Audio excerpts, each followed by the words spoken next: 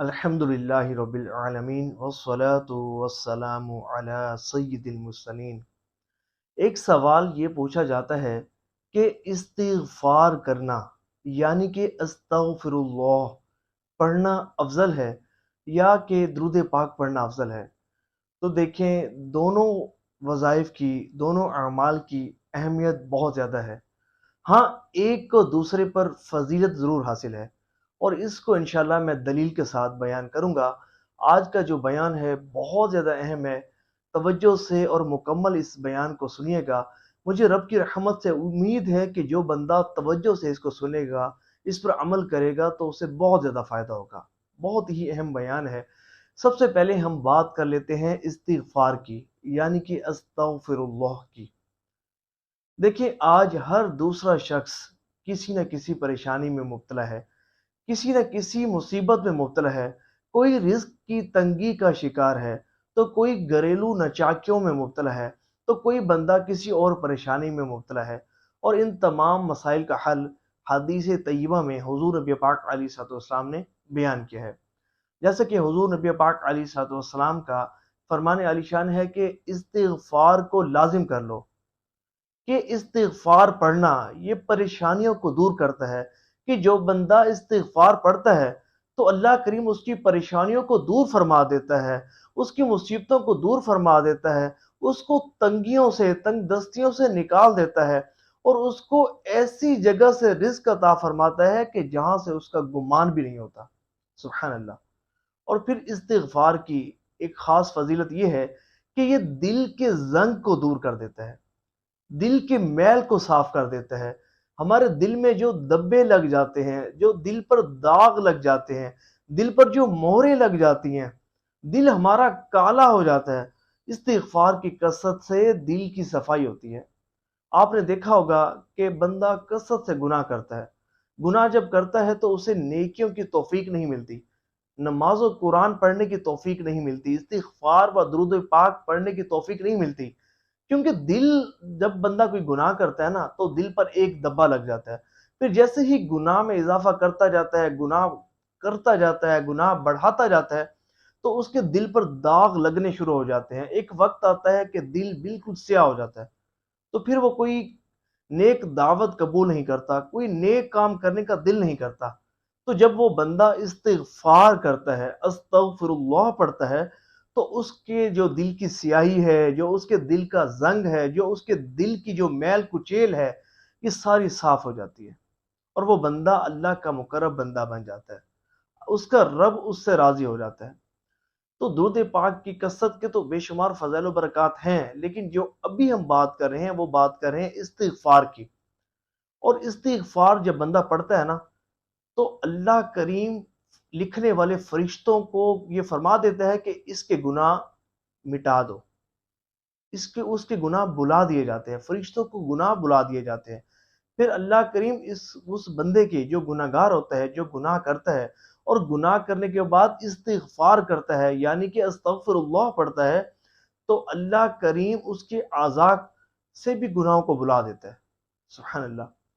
اور پھر جہاں وہ بندہ گناہ کرتا ہے اس جگہ بھی گناہوں کے نشانات کو مٹا دیتا ہے، اور یہاں تک کہ استغفار کرنے والا جب بروز قیامت آئے گا تو اس کے نامہ اعمال میں کوئی گناہ نہیں ہوگا۔ اللہ اکبر! استغفار کی اتنی بڑی فضیلت ہے، اور خاص طور پر استغفار کرنا، استغفر اللہ پڑھنا، یہ حاجات کی تکمیل کا ذریعہ ہے۔ جیسا کہ ایک شخص حضرت امام حسن رضی اللہ تعالی عنہ کی بارگاہ میں حاضر ہوتا ہے اور عرض کرتا ہے، حضور میں اولاد کی نعمت سے محروم ہوں، مجھے اولاد کی بڑی خواہش ہے، کوئی کرم فرمائیں، شفقت فرمائیں، کوئی وظیفہ عنایت فرمائیں کہ اللہ کریم مجھے اولاد کی نعمت عطا فرمائے۔ تو حضرت امام حسن رضی اللہ تعالی عنہ نے اس شخص سے فرمایا کہ تم استغفار کرو۔ اب دیکھیں، وظیفہ دینے والے کون ہیں؟ امام حسن رضی اللہ تعالیٰ عنہ۔ آج کوئی پیر صاحب ہمیں وظیفہ دینا بڑا یقین ہوتا ہے، تو دیکھیں نواز رسول حضرت سیدنا حسن رضی اللہ تعالیٰ عنہ جب وظیفہ دیں گے تو اس وظیفے کی شان ہی نرالی ہوگی، وہ وظیفہ کتنا مجرب المجرب ہوگا۔ تو پھر جب اس شخص نے وہ وظیفہ لیا تو یقین کامل کے ساتھ استغفار 700 مرتبہ روزانہ پڑھنا شروع کر دیا۔ اچھا، ایک ہوتا ہے استغفار کرنا۔ استغفار، بعض لوگ نا استغفار پڑھنا شروع کر دیتے ہیں۔ استغفار کا مطلب ہے اللہ سے مغفرت طلب کرنا، اور استغفر اللہ اس کا مطلب یہ ہے کہ میں اللہ سے مغفرت طلب کرتا ہوں، اللہ سے معافی مانگتا ہوں۔ تو ہمیں استغفر اللہ پڑھنا چاہیے، نہ کہ استغفار کرنا چاہیے۔ یہ نہیں ہوتا، استغفار کا مطلب ہوتا ہے اللہ سے مغفرت طلب کرنا، اور اصل جو ہے وہ یہ ہے کہ استغفر اللہ پڑھا جاتا ہے کہ میں اللہ سے مغفرت طلب کر رہا ہوں۔ تو اس بندے نے استغفر اللہ 700 مرتبہ پڑھنا شروع کر دیا، یقین کامل کے ساتھ پڑھنا شروع کر دیا، اور خشوع و خضوع کے ساتھ پڑھنا شروع کر دیا۔ تو اللہ کریم نے اسے اتنا نوازا کہ 10 بیٹے عطا فرمائے۔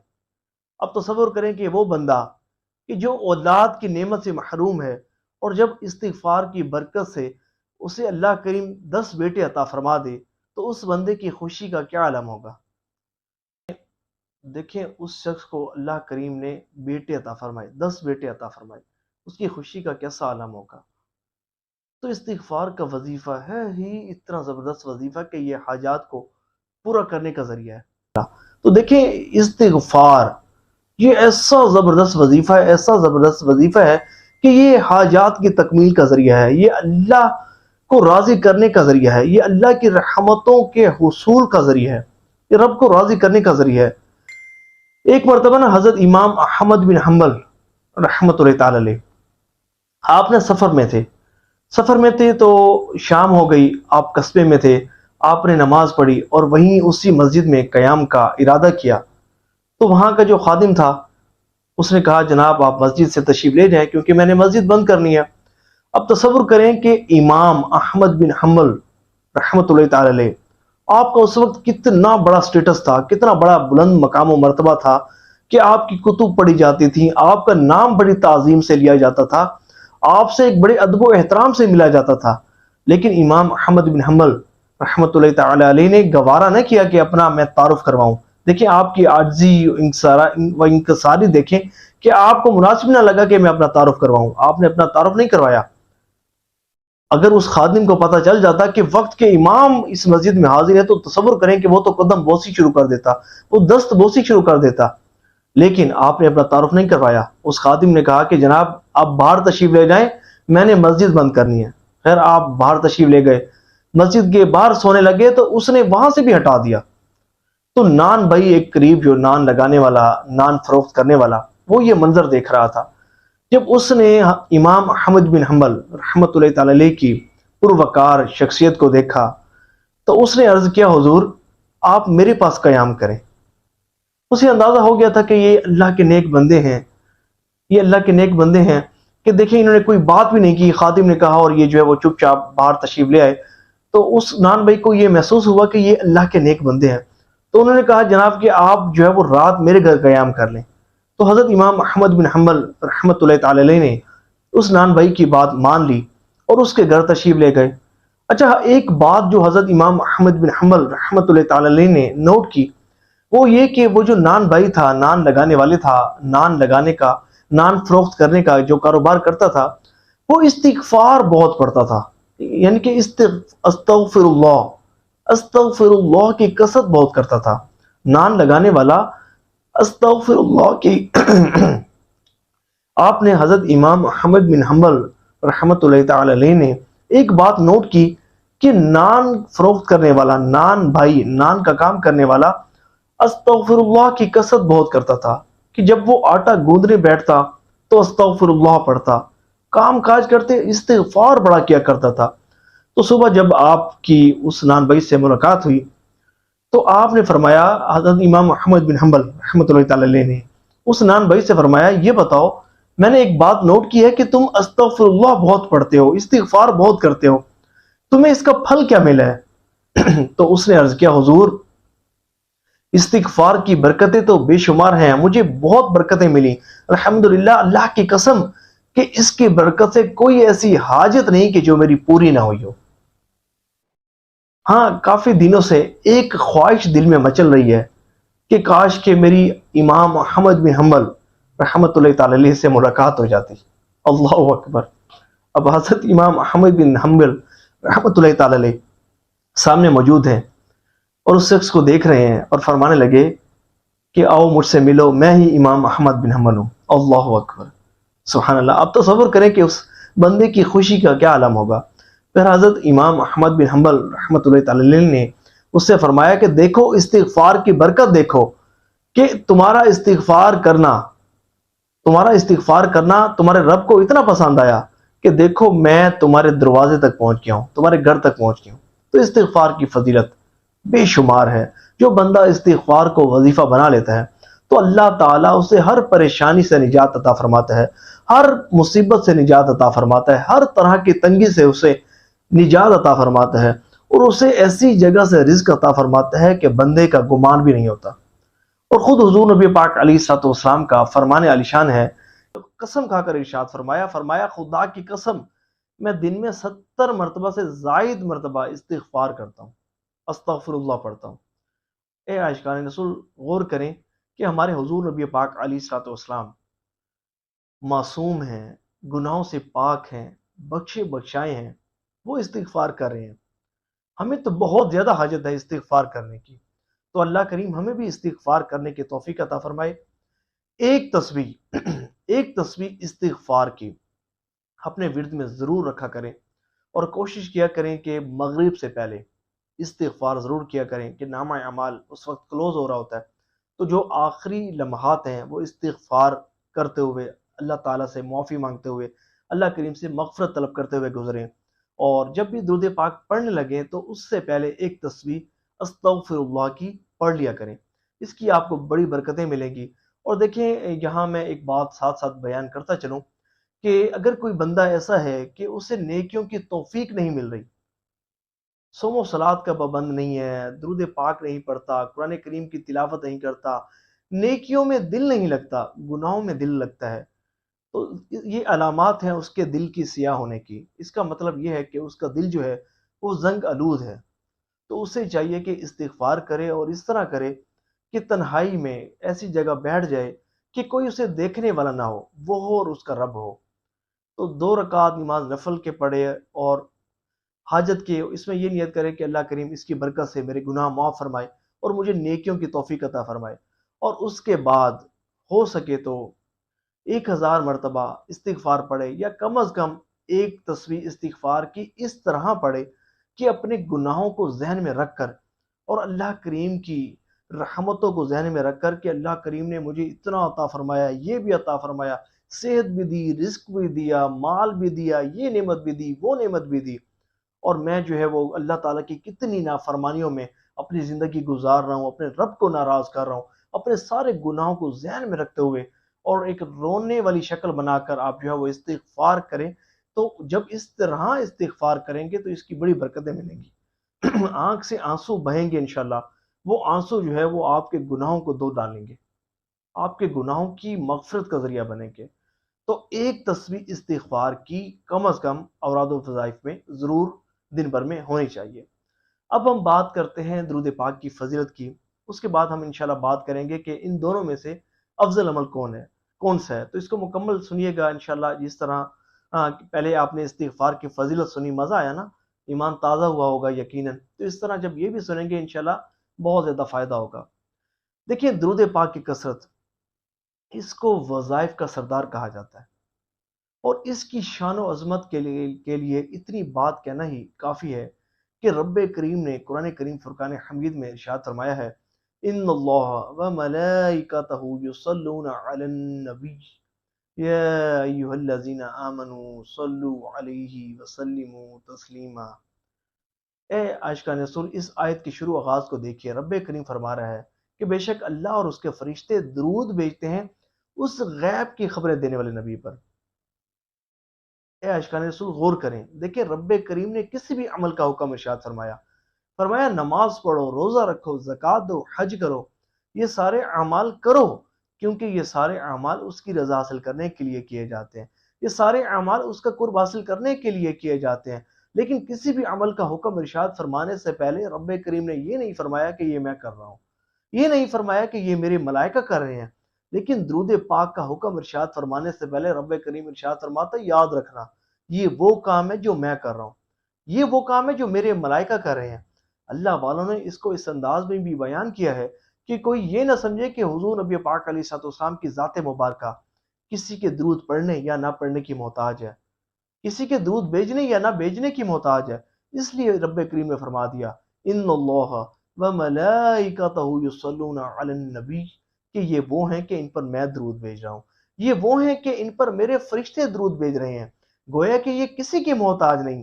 ہاں، اگر کوئی اپنی بھلائی چاہتا ہے، اگر کوئی اپنی بہتری چاہتا ہے، اگر کوئی ایمان والا ہونا چاہتا ہے تو ہمارے حبیب لبیب پر کثرت سے درود پاک پڑھا کرے، ہمارے حبیب پر درود پاک بھیجا کرے۔ تو پتہ چلا درود پاک کی کثرت یہ ایسا وظیفہ ہے، ایسا زبردست عمل ہے کہ رب کریم نے اس کا حکم ارشاد فرمانے سے پہلے یہ ارشاد فرما دیا کہ یہ وہ کام ہے کہ جو میں بھی کر رہا ہوں اور میرے فرشتے بھی کر رہے ہیں۔ دیکھیں، اللہ کریم مخلوق سے غنی ہونے کے باوجود اپنے حبیب پر درود بھیج رہا ہے، اور اس کے فرشتے اس کی بارگاہ میں بلند مقام پر فائز ہیں، اور وہ بھی اس کے حبیب لبیب صلی اللہ تعالی علیہ وآلہ وسلم پر درود بھیج رہے ہیں۔ دیکھیے، ہم پر تو زیادہ حق بنتا ہے کہ ہم اپنے پیارے آقا صلی اللہ تعالی علیہ وآلہ وسلم پر درود پڑھیں، درود پاک کی کثرت کریں، کہ بروز قیامت حضور نبی پاک علیہ الصلوۃ والسلام نے ہی تو ہماری شفاعت فرما کر ہمیں جنت میں داخل فرمانا ہے۔ اور اس میں ایک بات یاد رکھیے گا کہ حضور نبی پاک علیہ الصلوۃ والسلام ہمارے درود پاک پڑھنے کے محتاج نہیں ہیں، اور ہمارے درود پاک پڑھنے سے ہمارے حضور نبی پاک علیہ الصلوۃ والسلام کو کوئی فائدہ نہیں پہنچتا، کیونکہ جب ہم نہیں تھے تب بھی اللہ اپنے حبیب پر درود بھیج رہا تھا، اور جب ہم نہیں ہوں گے تب بھی اللہ اپنے حبیب پر درود بھیجے گا۔ تو حضور نبی پاک علیہ الصلوۃ والسلام ہمارے درود پاک پڑھنے یا بھیجنے کے محتاج نہیں ہے، بلکہ اس کا فائدہ ہماری طرف ہی لوٹتا ہے۔ تو ایک بات تو اس میں واضح ہو گئی کہ درود پاک کی جو کثرت ہے، درود پاک کا جو وظیفہ ہے، یہ بہت زیادہ اہمیت کا حامل ہے۔ اس کی فضیلتیں، اس کی برکتیں بہت زیادہ ہیں کہ اللہ جل شانہ نے اس کا حکم ارشاد فرمانے سے پہلے فرما دیے کہ یہ وہ کام ہے جو میں کر رہا ہوں اور میرے فرشتے بھی کر رہے ہیں۔ اور اس کی فضیلت ایک اور حدیث طیبہ میں بیان کر دوں کہ ایک صحابی حضور نبی پاک علیہ الصلوۃ والسلام کی مقدس بارگاہ میں حاضر ہوتے ہیں اور عرض کرتے ہیں، یا رسول اللہ صلی اللہ تعالی علیہ وآلہ وسلم، میں آپ پر کثرت سے درود پاک پڑھنا چاہتا ہوں، اپنے اوراد و وظائف میں سے کتنا حصہ درود پاک کی کثرت کرنے میں صرف کروں؟ تو حضور نبی پاک علیہ الصلوۃ والسلام نے ارشاد فرمایا، جتنا مرضی پڑھ لیا کرو۔ تو انہوں نے عرض کیا، یا رسول اللہ صلی اللہ تعالی علیہ وآلہ وسلم، اگر چوتھائی حصہ درود پاک کی کثرت کرنے میں صرف کرو تو کیسا رہے گا؟ تو حضور نے فرمایا، جتنا چاہے مرضی پڑھو، اگر اس سے زیادہ پڑھو تو تمہارے لیے بہتری ہے۔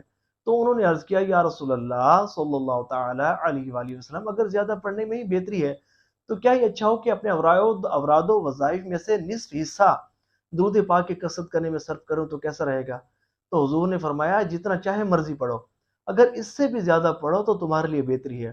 تو انہوں نے عرض کیا، یا رسول اللہ صلی اللہ تعالی علیہ وآلہ وسلم، اگر زیادہ پڑھنے میں ہی بہتری ہے تو کیا ہی اچھا ہو کہ 2/3 حصہ اپنے اوراد و وظائف میں سے 2/3 حصہ درود پاک کی کثرت کرنے میں صرف کروں تو کیسا رہے گا؟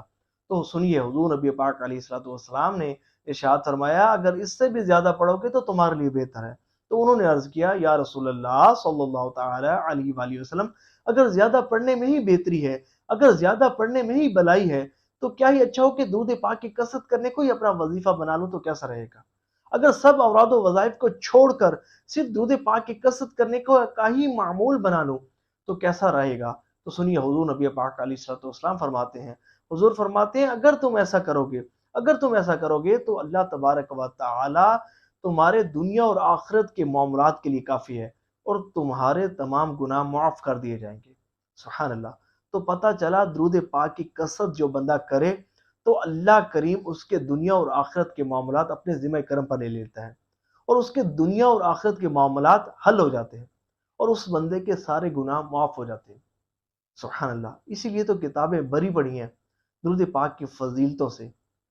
اتنی آپ کو فضیلتیں ملیں گی، اتنی کتب ملیں گی درود پاک کی فضیلت پر کہ جس کا شمار نہیں کیا جا سکتا، جن کو ہم اندازہ نہیں کر سکتے، کہ شمار ہی نہیں کر سکتے کہ اتنی کتب جو ہے وہ درود پاک کی فضائل و برکات پر ہمیں ملتی ہیں۔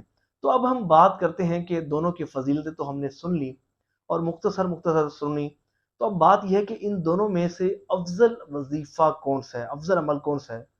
تو دیکھیں، علماء کرام فرماتے ہیں کہ درود پاک کی کثرت کرنا استغفار کرنے سے افضل ہے، اور اس کی دلیل یہ ہے کہ فرماتے ہیں کہ دیکھیں، ایک حکم یہ ہے کہ رب کریم نے اپنے بندوں کو اس کو کرنے کا حکم ارشاد فرمایا۔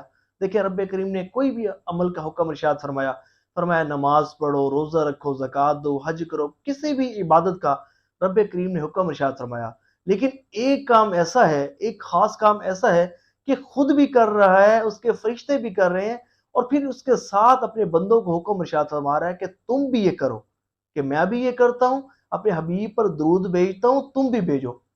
تو اس لیے علماء کرام فرماتے ہیں کہ وہ عمل جو رب العالمین کا عمل ہے، وہ ظاہر ہے کہ وہ مخلوق کے اعمال سے افضل ہوگا، اس لیے درود پاک کی کثرت استغفار سے افضل ہے۔ تو ہمیں یہ چاہیے کہ جیسا کہ میں نے پہلے عرض کیا کہ کم از کم ایک تسبیح جو ہے وہ استغفار کے اپنے اوراد و وظائف میں ضرور رکھیں، اور جب بھی استغفار کریں اپنے گناہوں کو ذہن میں رکھ کر یقین کامل کے ساتھ کہ اللہ کریم گناہوں کو معاف فرما دے گا، اور اس میں یہ ذہن میں بات ہو کہ آپ گناہوں سے سچی توبہ کر رہے ہیں۔ دیکھیں اگر آپ گناہوں سے توبہ نہیں کر رہے اور استغفر اللہ پڑھے جا رہے ہیں نا، اس کا پھر کوئی فائدہ نہیں ہونے والا۔ پہلے گناہوں سے سچی توبہ آپ کے ذہن میں ہو کہ دیکھیں آپ تو اللہ تعالیٰ سے معافی مانگ رہے ہیں نا، معافی کس چیز کی مانگ رہے ہیں؟ اسی چیز کی کہ اللہ تعالیٰ شرمندہ ہوں، نادم ہوں، تیری نافرمانی کر بیٹھا، معاف فرما دے مولا، آئندہ نہیں کروں گا۔ اب آپ یہ عرض کر رہے ہیں رب کریم کی بارگاہ میں، اور دل میں یہ ہے کہ نہیں میں یہ گناہ کروں گا بھی صحیح، تو یہ استغفار کرنا نہیں ہے۔ استغفار اس طرح کریں کہ نیت دل میں سچی ہو کہ آئندہ میں گناہ نہیں کروں گا، اس طرح استغفار کریں، اور پھر اس کے بعد خشوع و خضوع کے ساتھ دل و دماغ کو حاضر رکھتے ہوئے اور حضور نبی پاک علیہ الصلوۃ والسلام کی شان و عظمت کو ذہن میں رکھتے ہوئے، آپ حضور نبی پاک علیہ الصلوۃ والسلام کے احسانات کو ذہن میں رکھتے ہوئے درود پاک جب آپ پڑھیں گے، حضور نبی پاک علیہ الصلوۃ والسلام کے کمالات کو ذہن میں رکھتے ہوئے جب آپ درود پاک پڑھیں گے، تو اس کی بات ہی کچھ اور ہوگی، اور اس کی برکتیں بھی آپ کو بہت زیادہ ملیں گی۔ تو دعا ہے کہ اللہ کریم جو سنا اس پر عمل کرنے کی توفیق عطا فرمائے، اور ثواب کی نیت سے اس ویڈیو کو شیئر بھی کیجیے گا۔ الحمدللہ ہم نے ابھی مہینہ ہی ہوا ہے یہ چینل بنایا ہے، اور نیت یہ ہے کہ اس چینل کے ذریعے دنیا بھر میں درود پاک کی خدمت کرنی ہے، تو اس کو ثواب کی نیت سے شیئر بھی کیجیے گا، اور اگر آپ نیو آئے ہیں تو اس چینل کو سبسکرائب بھی ضرور کر لیجیے گا، کہ انشاءاللہ میرا ذہن یہ ہے کہ درود پاک کی فضائل و برکات پر اور مختلف نیک اعمال کی فضیلتوں پر میں بیان جو ہے وہ انشاءاللہ کروں گا انشاءاللہ۔ اللہ نے چاہا جب تک سانسیں باقی ہیں، اللہ کی عطا سے، اللہ کی توفیق سے، اس کی رحمتوں سے انشاءاللہ، اس کے حبیب الحبیب صلی اللہ تعالی علیہ وآلہ وسلم کے صدقے انشاءاللہ واعظ و نصیحت کرنے کا شرف حاصل کروں گا، اور نیکی کا حکم دوں گا اور برائی سے منع کروں گا۔ تو دعا ہے کہ اللہ کریم جو سنا اس پر عمل کرنے کی توفیق عطا فرمائے، آمین بجائے خاتم النبیین و صلی اللہ تعالی علیہ وآلہ وسلم۔